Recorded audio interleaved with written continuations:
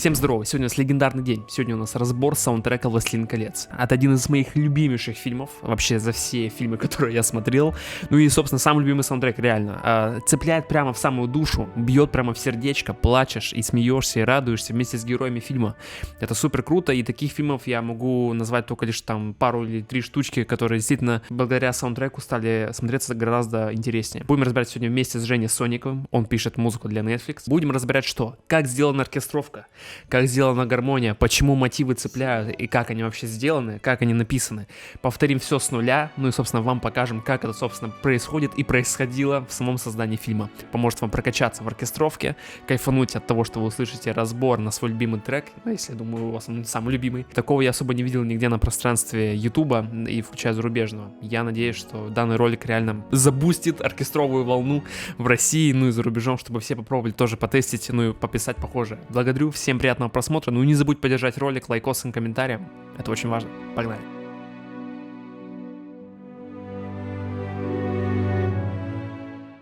Представься, как тебя зовут и чем ты занимаешься. Меня зовут Женя, я занимаюсь музыкой с 13 лет, закончил музыкальную школу по аккордеону, закончил колледж по аккордеону и уже в консерватории обучался на фортепиано. То есть как бы полное высшее образование такое, полноценное, скажем так. Какие у тебя сейчас проекты музыкальные? Ну, я работаю над проектом крупным от Netflix. Это документальный сериал, будет про космос, называется «Космическая Одиссея». И вот он уже выйдет в прокате где-то в конце лета примерно должен. Ну и параллельно я еще занимаюсь исполнительством активно и играю джаз. В общем, с ребятами есть несколько коллективов. А из какого ты города, кстати?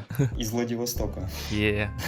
Давай разберем сам проект. Здесь, по сути, у нас собраны самые важные темы из «Властелина колец», самые такие запоминающиеся. Вот, давай разберем первый. Первый у нас, получается, это «Хоббиты», основная тема «Хоббитов». Давай врубим, послушаем.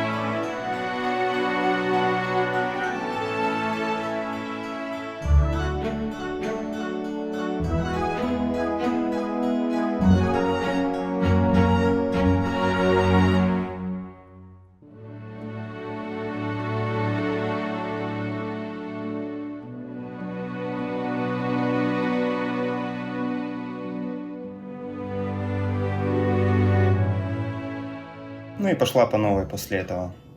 Так, давай разберем начало, с чего все начинается. Что там самое главное? Ну, у нас главная тональность. Во-первых, это ре-мажор. Она звучит довольно утвердительно и используется в пиццикато. У нас вот как раз обыгровка этого первого аккорда ре-мажор. То есть мы посмотрим основной тон, квинтовый, снова основной, снова квинтовый. И вот так вот дальше просто идет, обыгрывается гармония. Вот, основная мелодия у нас в деревянных духовых. Использую в библиотеке Spitfire Symphonic Woodwinds. И у нас здесь флейта первая, флейта вторая, тоже как бы залейерил эту тему. И кларнет. То есть все играет одну тему. Все, что остальное, это просто обыгрывается гармония, то есть там основные аккорды у нас. Идет следующий аккорд, и, собственно говоря, тут можно посмотреть, что меняются нотки в зависимости от аккорда. А какая прогрессия аккордов?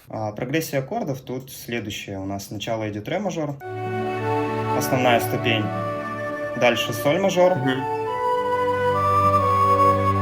ре-мажор и ля. Ну и это повторяется. То есть дальше потом просто еще у нас добавляется си-минор. Си-минор как проходящая ступенька. Ну, то есть как бы шестая минорная. И снова доминанта, и снова приходим в основную тональность. Получается, первая, четвертая, первая, пятая. Вот основа. Да. Окей, а что у нас там дальше идет? Вот дальше интересная скрипка есть, вот это вот соло. Да, следующий раздел у нас, я его прописал, нашел скрипку в Spitfire, тоже Solo Strings. Она очень интересно звучит, такое довольно этническое звучание у нее.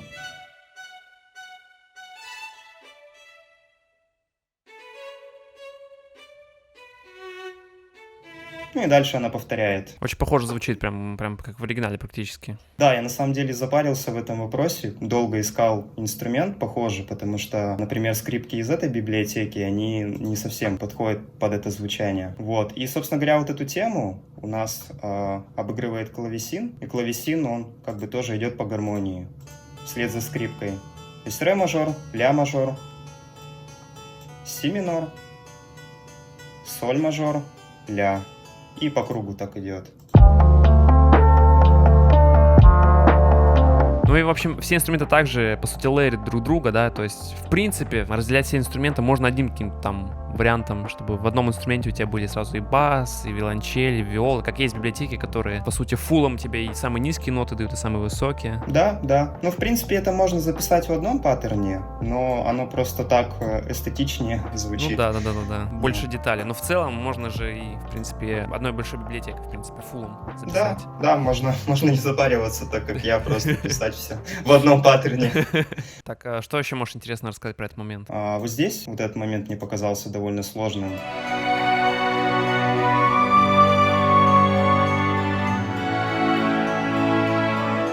Потому что я не понимал, какие инструменты дублируют друг друга, но потом просто понял по принципу инструментовки, что у нас струнные, они очень часто дублируются с деревянными духовыми, чтобы вот как раз создать такое более мягкое, плотное звучание между собой. И мне показалось это довольно сложным, я прям не мог услышать. Ну и здесь клавесин, он, кстати, продолжает все, что он делал раньше. Дальше есть еще у нас такой кусочек, где тоже снова вступает у нас эта скрипка этническая.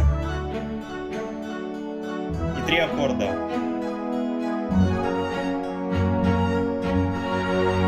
Вот первый аккорд был у нас ре мажор, и тут прям вот постепенное движение такое идет. То есть первая, вторая, третья в ре мажоре, дальше первая, вторая, третья в ми мажоре. То есть постепенно, получается, по тонам идет. И в фа диез мажоре оно заканчивается так, как бы утверждающе. И тут еще, кстати, дублировка есть с трубой. То есть она тоже дублирует эту тему, что есть скрипки. Такое чисто вот, эмоциональное возвышение, прям такое все выше, ярче становится. Да. То есть утверждается аккорд, и вот тут прям видно, что он заканчивается как бы у струнных. Кстати, тут библиотека вот то же самое, Symphony серия с Brass Ensemble используется. То есть как бы все инструменты, они сочетаются друг с другом благодаря тому, что практически одни библиотеки используются похоже. Кстати, хороший такой пример того, что не стоит использовать там 1000 разных библиотек в одном проекте, чтобы они хоть как-то сочетались. То бывает, что одна сильно громче, либо сильно мягче звучит. И вся эта история, она просто потом дальше повторяется. То есть как бы единственное, что арфа у нас добавляется, она тоже обыгрывает аккорды. Тоже весьма интересным образом, что ли. То есть ре мажор тоже, снова си, соль и ля. То есть как бы терцовый тон ля мажора до диез используется, вот. Прикольно. Так, ну давай теперь разберем вторую тему. Вторую тему вот у нас, получается, тема Изенгарда. Такая очень зловещая, одна из самых зловещих. У меня, напомню, в памяти. Еще с детства я когда смотрел, думаю, вау, вот это вот эти вот колокола, металлические призвуки мне очень сильно понравилось. Еще с медью, там вот эти вот звуки. В общем, зловещие. Давай посмотрим, что как.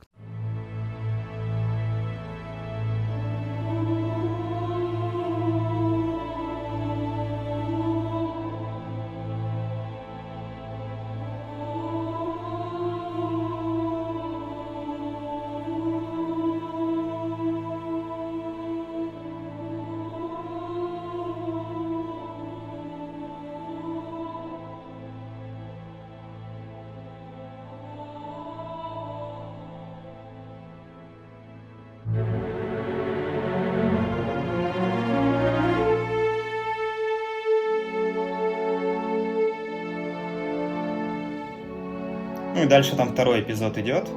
О нем скажу чуть позже. Но вот в чем идея, собственно говоря, вот этой композиции? В том, что тут очень много используется пустых интервалов. То есть как бы квинта, у нее нет заполнения внутреннего. То есть если посмотреть, у нее нет терцового тона. Из-за этого она звучит очень неопределенно. И, собственно говоря, из-за этого она звучит также зловеще. То есть просто пустые квинты везде. Посмотрим здесь. Та же самая история, пустые квинты. И по такому принципу построена вся гармония. Вот здесь, если мы откроем в виолончелях, тоже мы видим, что нету терцового тона. И фишка тут в том, что хор, тоже мне несколько партий играет одну и ту же тему, и тут все как раз вот вертится вокруг этого квинтового тона. То есть если посмотреть на мелодию, То есть возвращается все в эту квинту. Снова. Вокруг Ешки все крутится. Да, вокруг... Да. То есть она как бы утверждается, потом снова та же самая история повторяется. То есть вообще терцовый тон практически не используется в аккорде. И это очень прикольно работает на атмосферу. Переход сильный у тебя вот здесь. А, кстати, насчет библиотеки для вот этих женщин. Но, как ни странно, довольно легкая по объему библиотека Orchestral Essentials 2 и Metropolis Arc 4. То есть, но саму живость тут как бы вот эти библиотеки, они дают вкупе. Переход сильный, кстати, вот здесь вот. Это просто лютый трэш был, когда я слушал этот... Я не понимал, что там за размер.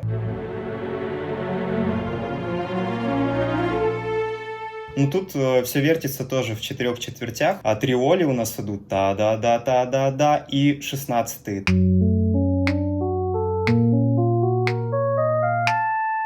И 2 аккорда у нас обыгрываются. Первый фа диез минор и второй си бемоль минор. И тут очень интересно, это все дублируется как раз тремолом у альтов. Дальше у нас утверждается фа диез минор, к которому мы пришли.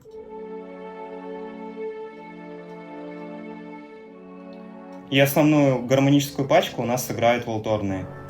Вот можно посмотреть сюда. Первый аккорд у нас фа диез минор, второй фа мажор, то есть вообще получается на большую терцию ниже. То есть прям такое супер зловещее звучание, оно используется очень часто в компьютерных играх, там слышишь саунд какой-нибудь, попадаешь куда-нибудь на мрачную территорию какую-нибудь, и вот примерно такая вот ситуация происходит в гармонии. Вот. Ну и, собственно говоря, следующий эпизод.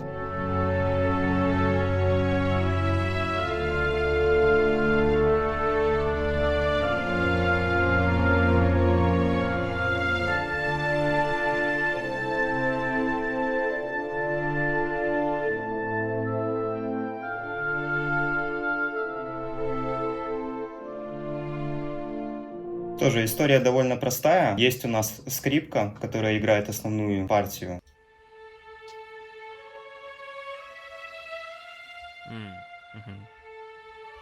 То есть и обыгрываются тоже несколько аккордов. Первый фа диез минорный, а второй у нас ре минорный. И как бы закрепляется у нас вот этот ре минор. И эта партия, она дублируется у гобоев. Ну и в принципе все как бы. То есть тут и гармоническая вот эта подложка. По сути, струнные здесь часто играют роль поддержки гармонии, по сути. То есть они не Да, играют что-то да, сверх да. там уникально, они просто держат гармонию. Но при этом струнные, они дублируются деревянными духовыми. То есть если у нас низ у виолончели, то также низом подкрепляется у фаготов. Ну и параллельно ритмическое заполнение у литавры. Тоже довольно простая библиотека. Orchestral Essentials 1. Ну, кстати, они же, в принципе, хорошо звучат. Essentials 2 вот эти вот. Я помню, несколько раз использовал в разных случаях. В принципе, прикольно. Так, что там дальше?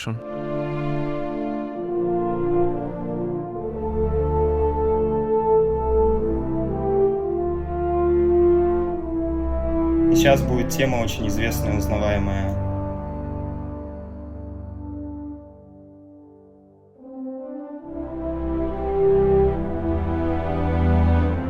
Вообще в до мажор ушли.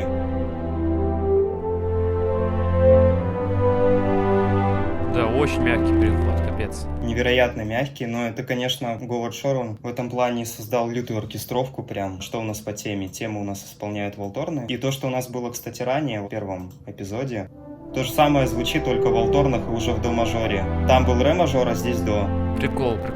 Да, это называется, еще с консерватории нам говорили, что это называется типа лейтмотив. Когда используется один и тот же мотив на протяжении всего произведения. Ну, кстати, вот насчет лейтмотивов. Есть же такая тема, что в современной музыке, там, в киношке, в играх часто лейтмотивы сейчас не используют. То есть сейчас в основном все как-то на саунд-дизайне держится, там, на гармониях. Но в целом какой-то мелодии сейчас уже меньше и меньше становится. Вот с каждым годом я вот замечаю, ну и в целом все это замечают. Да, конечно. Ну, в этом отношении Говард Шор, он как бы со старой классической школой, он же получал классическое образование, и вот это все, оно тут аккумулируется его опыт. Давай разберем переход. Вот как получилось так, что в до мажор прикольно пришло? То есть какая зацепка была, чтобы так мягко перейти? Потому что, в принципе, сама такая по себе задача, ну, непростая. Потому что обычно получается дичь. Сильно яркий переход, и фигня полная получается. Обычно так всегда. Есть такая тема, но тут все отталкивается от ре минора. То есть у нас как бы предыдущая тема, она пришла в ре минор и утвердилась в ней. То есть это ре минор, и вот этот ре минор он пришел в аккорд соль мажор. То есть у нас как бы по идее аккорд соль должен быть минорным в ре миноре, потому что там си бемоль у нас есть при ключе. А тут он мажорный, и в то же время это доминанта к до мажору. То есть как бы пятая ступень к до мажору, и поэтому очень плавно звучит этот переход. Ну капец. На словах, знаешь, просто звучит, но самому вот так вот сделать, это бывает, ну капец, сложно. Вот, и, собственно говоря, с этого соль мажора у нас идет переход до мажор плавный. В принципе, И еще всё. такая пауза, чтобы как бы люди успокоились и остановились Да. в соль мажоре, а потом уже только до мажора вводить. Потому что если сразу Да. ввести до мажора, это будет понятно на контрасте, человек не поймет. Так, ну давай тогда в следующую тему.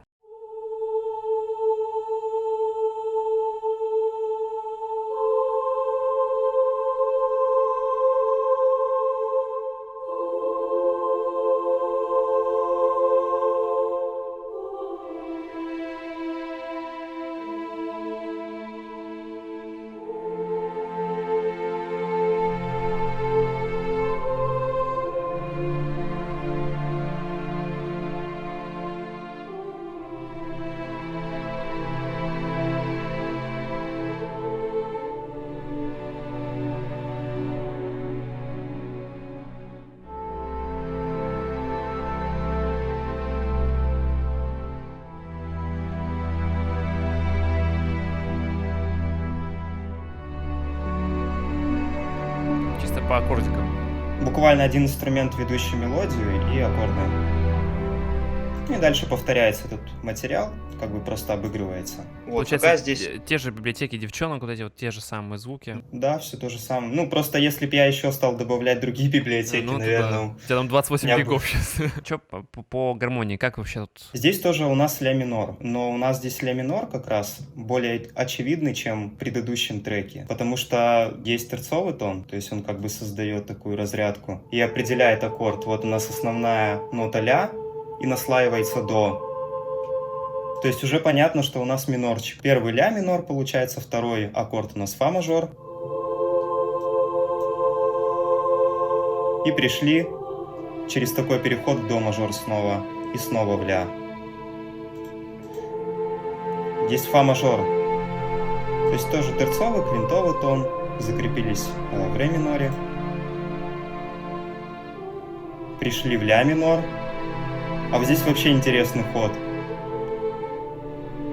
Си минор вообще неожиданно просто появляется. Хор создает как раз вот эту гармонию совместно со струнными. Как раз, чтобы создать более мягкую такую плавную картину, струнные дублируются с хором. Дальше идет у нас переход как бы с ля минора, с которого начиналось все, в ми минор. И вот уже мы в ми минор пришли. И дальше уже относительно ми минора пятая ступень идет. И снова первая закрепляется.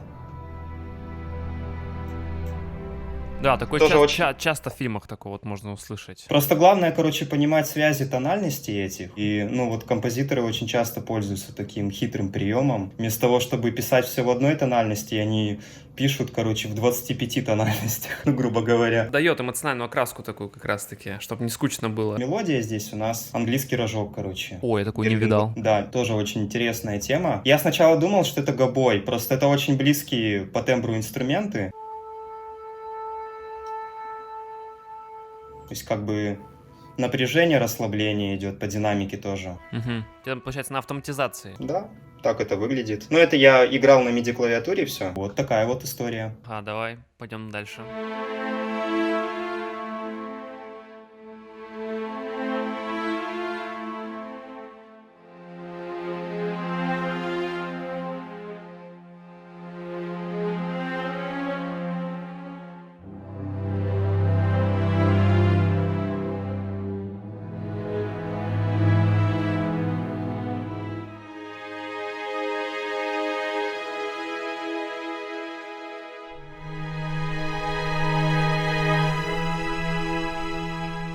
Вот это как бы конец первого эпизода этого трека. В общем, здесь та же самая история. Тоже берется ля минор, то есть практически все в ля миноре, как бы как связующая такая тональность некая. И обыгрывается у нас аккорд, вот этот ля минорный.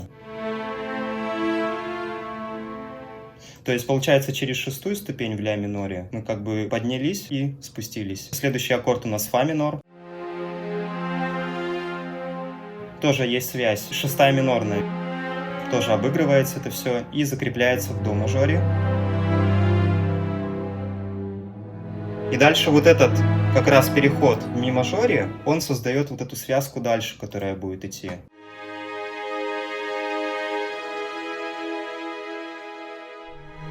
То есть у нас тут получается либо соль диез мажор, либо ля бемоль мажор. То есть как бы ангармонизм. Сложное очень понятие, очень сложное. Не знаю просто, как это объяснить проще, но, короче, просто замена идет. Еще надо сказать, что у тебя, по сути, все от этой мягкости и переплывания идет за счет автоматизации громкости. Потому что если бы Да, её не конечно. было, это было бы все просто как кирпич звучало бы. Конечно, вот можно посмотреть. То есть у тебя прям все Ну. именно прописано. Потому что же, знаешь, некоторые люди пишут чисто вот так вот, без динамики вообще, просто как ровно идет. Но это вообще противоположность живому оркестру. Живой оркестр всегда играет очень динамично по Да. громкости. Вот, и здесь у нас снова вступает женщина. Там на самом деле слова, то есть там как бы песня. Мгм. Блин, вот это прикольно, мне очень нравится этот момент вообще.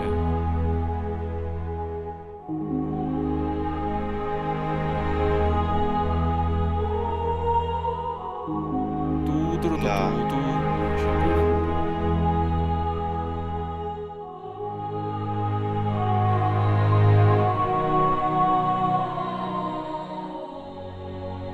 Красивый очень эпизод, и тоже очень сложно было над ним работать. Звучит это на самом деле очень просто. Очень просто звучит, как бы очень мягко. Думаешь, ну все, кайф, сейчас сяду, короче, и сделаю. И прям зависаешь просто часами, снимая всю эту историю. Тоже у меня как с Интерстелларом было, ты вроде слушаешь, ну что там, пианино, да пианино играет, одно и то же играет. Начинаешь разбираться, думаешь, ё-моё. Но здесь история у нас получается в тональности фа диез мажор. Нет, не фа диез, а соль диез или ля бемоль. И все вокруг ля бемоль мажора, оно крутится. Обыгрывается это все арфой. Арфа здесь как бы аккордики дает. Ну и плюс тромбоны со струнными. Мгм. То есть просто как бы ведущая партия, и все остальное это гармония. То есть тоже ничего сложного как бы нету.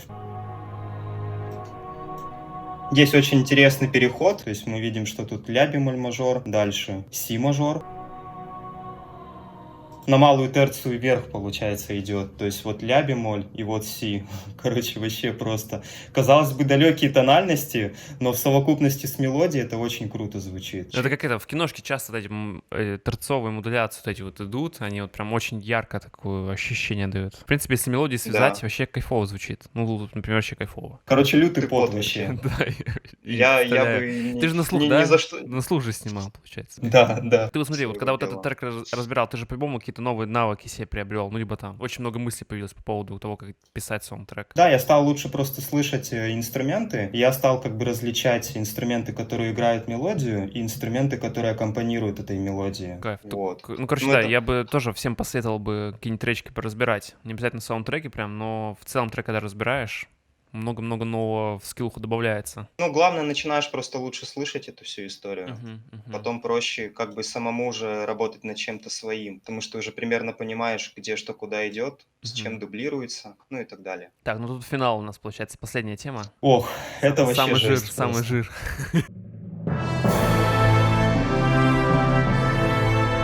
Ну да.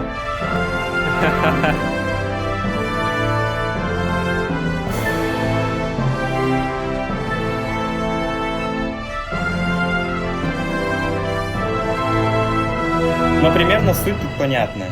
Все очень громко, все очень быстро. Вот. Есть у нас основная тема, которая звучит в трубах. Если ее просто отдельно разобрать, она будет звучать так ярко, очень сочно. Как призывная такая тема. Да, да, я только хотел сказать, да.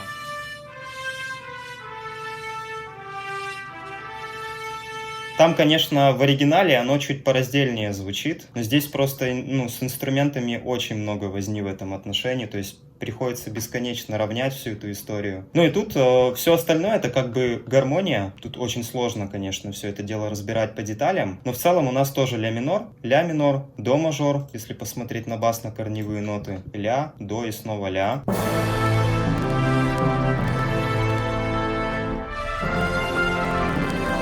Фа. Дальше соль, это у нас как бы получается квинта в до мажоре, то есть как кварт секстаккорд. То есть это, короче, до мажор, грубо говоря. Квинта в басу. Да. Да, ля, фа мажор и ми. И вот по такому принципу построена гармоническая составляющая этой темы. Вот. Все остальное это заполнение ритмом просто люто идет. Первое у нас Big Drums называется, из библиотеки Orchestral Essentials тоже. То есть звучит она так. А как ты это услышал? То есть вот я вот просто представляю, вот если бы я драмку там разбирал бы, она же там достаточно мягкая такая, еще инструменты бьют. Как ты вот понял, что вот именно вот так вот? Ну, я услышал основную как бы фигурацию ритмическую, то есть вот пам, па па па па пам, которая повторяется. Дальше я понял, что это просто что-то большое, то есть это либо литавры, но они, кстати, тут тоже есть, либо вот как бы такие большие барабаны. Вот, кстати, еще тоже уточнение. Литавры, они, собственно говоря, играют то, что делает бас. То есть, практически то же самое. Повторяют гармонию. Дальше фа, до мажор. Короче, вот так вот.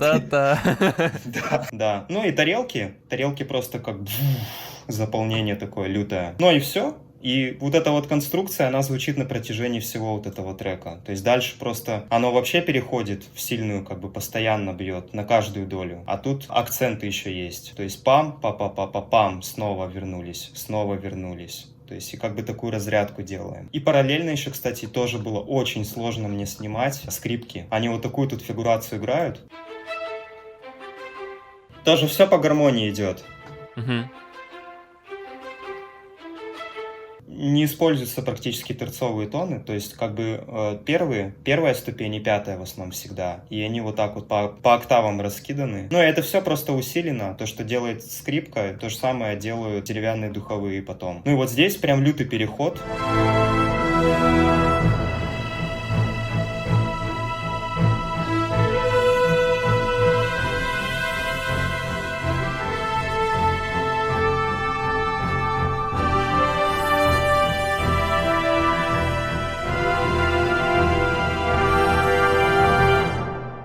Прикол, сильно, очень сильно звучит. Основная здесь запара, конечно, она состоит не сколько в гармонии. Мне было сложно услышать, переход в другой размер. То есть там сначала у нас идет 3/4, раз, два, три, раз, два, три. А тут вообще, 5/8 идет. Ой. То есть это вообще, это просто что-то невообразимое реально. Раз, два, три, четыре, пять. Раз, два, три, четыре, пять. И вся эта конструкция, вот этот вот рисунок, он повторяется везде, Он повторяется в кларнетах, он повторяется в литаврах, он повторяется здесь в биг-драмсах. Только здесь, по-моему, вообще на все доли идет заполнение. Ну да. Пам, пам, пам, пам. То есть получается акцент на первую восьмую и на третью или на четвертую. То есть, лютое заполнение, просто все фигачит вот в этом одном рисунке, и просто низкие инструменты подкрепляют это все дело. То есть то, что происходит в барабанах, то же самое происходит нотами тромбонов. Да. Блин, прикольный переход, да, то есть оно идет, потом резкая смена темпа, то есть в смысле этого размера, и еще плюс в аккорды все переходит, да. Вот эти вот тремоло, все дела. Тут вставки еще есть, такие, как призывной клич, что ли, такой. У труб, у Волторн, по-моему, я слышу. То же самое у Волторн происходит. Еще одна вставка.